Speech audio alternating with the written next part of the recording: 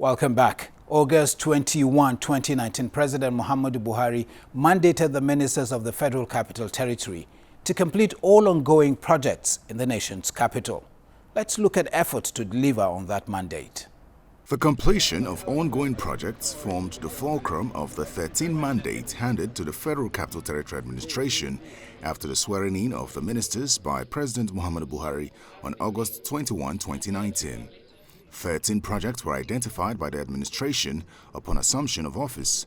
They include road projects, the Abuja Rail Mass Transit, and the Greater Abuja Water Project. What we intend to build upon is to, as much as possible within available resources, try to emphasize the completion of ongoing infrastructure projects.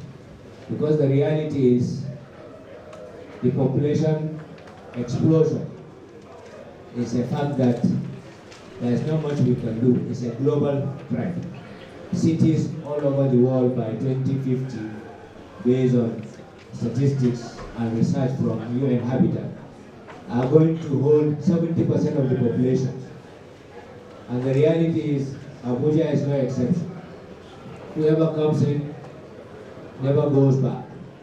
So what we are trying to do as a government is to try to ensure that at least within the federal capital city itself, all ongoing capital projects are completed. Most of the projects have been pending for many years, and the new minister took a tour of some of the projects to understand the status of each of them. However, poor infrastructure continues to raise concerns, and the Sultan of Sokoto pointed that out during a visit to the minister. Please see how you can develop the satellite town so that you decongest the center. So that most people, they finish their work, they'll go out, so that there will be less demand on the infrastructure of the capital here. I think it's very important that we look at such. If you were to go to Karu, for instance, you will know that we are doing township roads there. So I think it's a continuous process. Development will be centered in the capital city itself and then the satellite towns. And by the time the extension of the rail service is completed, you'll find that also that this emphasis on road transportation would be minimized. The administration of President Muhammadu Buhari, also under the FCT administration, resolved to take care of, if not all, most of the rules in the satellite town, to open up the satellite towns to development, to also open up the satellite town to various businesses. We have also realized that the magnitude of the menace we are experiencing in the Federal Capital Territory is also as a result of lack of accessible roads. So we want to take good governance to the downtrodden, the indigenous and original inhabitants of the Federal Capital Territory. This, by extension, is not also leaving out even some feeder roads that leads to some schools. So congratulations, Mr. Koran, and we are not doubting your capacity and capability. I'm impressed with so far the work I've seen, and I know adequately I will ensure mobilization, and by 18 months we'll be here to commission this road as one of the roads.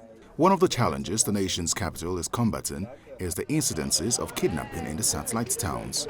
This prompted the administration to set up a special crime unit to combat this growing threat. The unit has not only rescued some kidnapped victims, but has made arrests as well.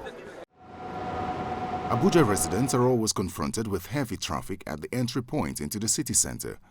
From the Nyanya-Maraba axis to the Kubwa axis, the traffic story is the same on every workday. Motorists and other road users spend hours in traffic. At times, those transports are even causing nuisance.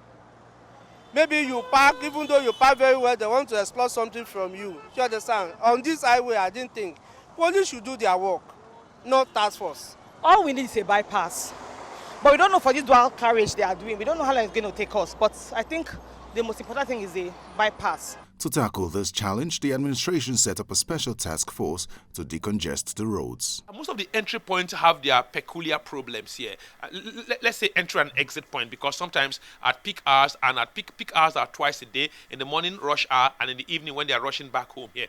If you take, for instance, the exit point of the Northern Expressway, which is the Kubwa Road, you look at it that the greatest point of traffic gridlock is caused by the Gwarimpa U-turn. That Gwarimpa U-turn, when you are turning at that point here, when people are coming to work in the morning, coming from the Kubwa axis on that Kubwa stretch here in the Outer Northern Expressway, which is also the Kubwa Road, that Gwarimpa U-turn is a cause of traffic problem on that particular stretch. That one has its own peculiar problem here. And if you go to the Shehu Musa Yaradua way, which you call the Lugbe Road, the airport road here, that has its own peculiar problems here. The massive rush at the city gate sometimes, the vehicular volume of traffic is somewhat very heavy here, and everyone want to go through the bend and come out through the city center here. That also causes traffic gridlock. Wow, when you look at the Marabayan Road here, the entry point in the morning as well, the Kugbo acclivity, the Kugbo Hill, that doesn't have a pedestrian bridge, also slow down movement. Now, at the exit point of all of this area, the Gwarimpa U-turn is also a problem when people are going home on the Outer Northern Expressway, which is the Kubwa Road. When you come to the airport road, you have Okada riders trying to come to the road. You have indiscriminate parking, which is causing traffic gridlock around the FHA. While the ministers are working on the deliverables from the president, residents are hoping that the electricity supply in the nation's capital is improved upon and more road projects are completed to ease traffic congestion.